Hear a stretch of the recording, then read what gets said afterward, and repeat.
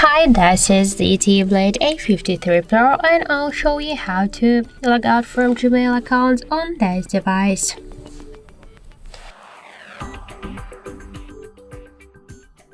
So also just let's first open the Gmail application, then tap on the right upper corner, and to log out from Gmail account in Gmail app, we should first log out from Google accounts on our device.